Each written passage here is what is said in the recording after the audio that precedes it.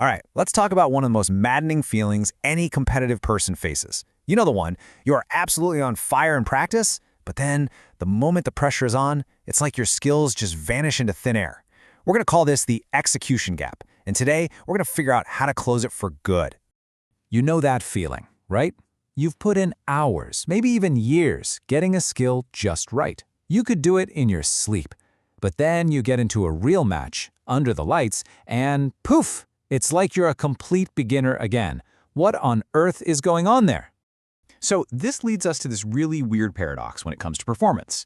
We have the skills, we definitely have the knowledge, but for some reason we just can't seem to access them when it really matters.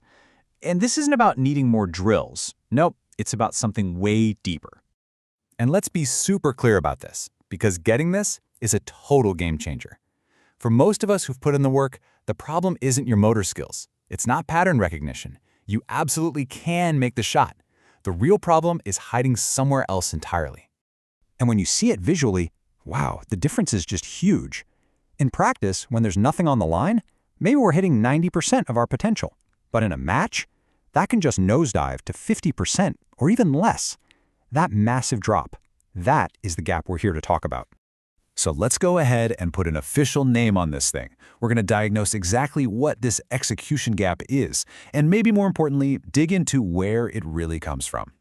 And there it is, the execution gap. Now the key word here, the one you really need to hear, is apply.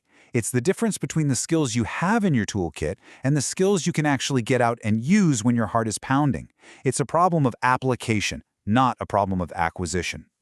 Right. So where does this gap even come from? Well, a lot of the time, it's born from this internal conflict.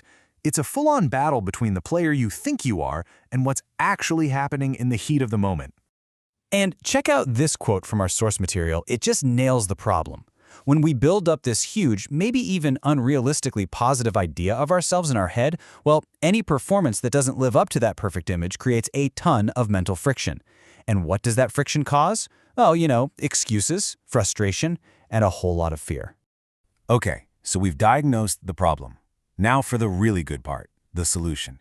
And spoiler alert, the way out of this isn't more physical drills. It's about finally starting to train the most powerful muscle you have, your mind.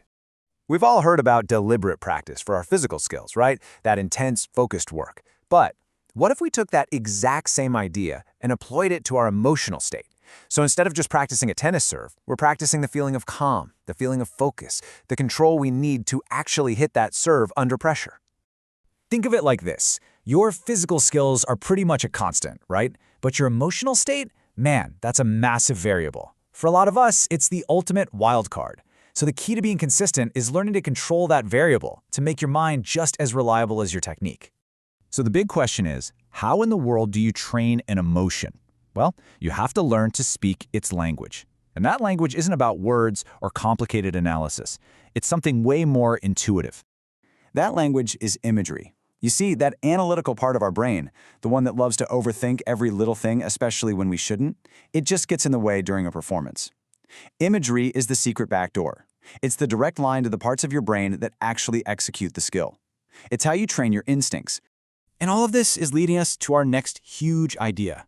To really control our inner game, we have to basically tear down and rebuild our whole idea of what confidence really is. And I promise you, it's probably not what you think.